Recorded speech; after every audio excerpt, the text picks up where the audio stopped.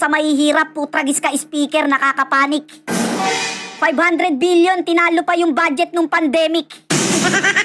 Nung pandemic, 240 billion. Nung bagyong Yolanda, 167 billion. Tapos yung kay Romualdez, 500 billion. Tapos sasabihin nyo, Martin for President, isipin nyo yun. Budget nung pandemic, tinalo mo. Budget nung Yolanda, tinalo mo. Lahat ng budget nung trahedya, tinalo mo.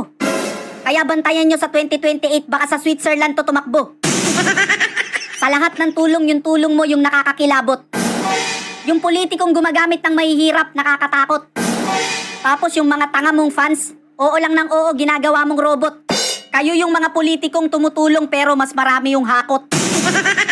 Ang strategy nyo, gagamit ng mahirap. Pupunta ng palengke, magpapanggap. Sa lahat ng tulong, yung tulong mo yung hindi ko matanggap. Kung talagang wala kang ginagawang masama, pakapkap. Ano yung logic dito? Pag yung politiko kumuha ng pera, kanino ka magsusumbong? Sa babulgang kay bonggam-bonggam-bongbong?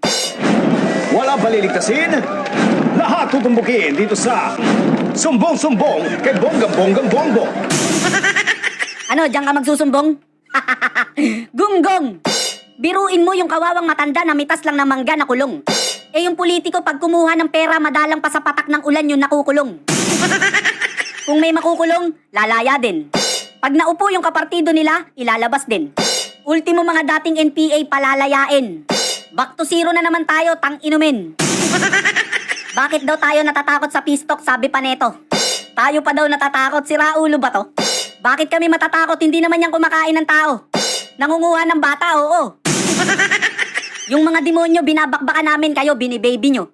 Ikukulong tapos papalayain nyo. Nangangasar ba kayo? Maghanap kayo ng tangang lolokohin nyo.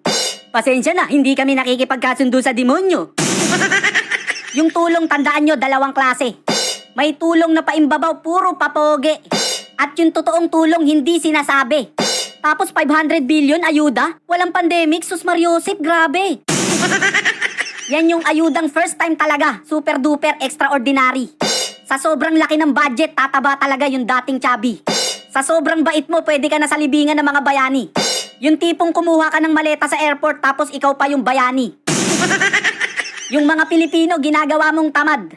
Yung tipong hihilata na lang sa banig tapos magkakamot ng bayag. Imbis na bigyan mo ng pamingwit, bibigyan mo ng isdang binilad. Trabaho ang ibigay mo para lalong magsipag. Kasi pinapalabas mo, tutulong ka sa tao. Ang lumalabas kami patutulong sa'yo. Pera ng tao yan, baka kala mo.